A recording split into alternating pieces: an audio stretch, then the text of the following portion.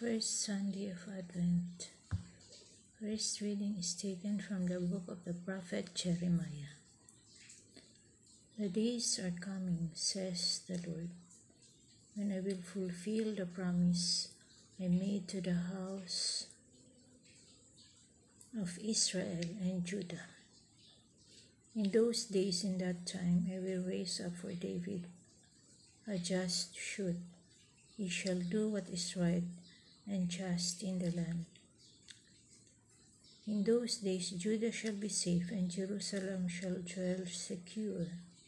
This is what they shall call her, the Lord our justice. The word of the Lord. Thanks be to God.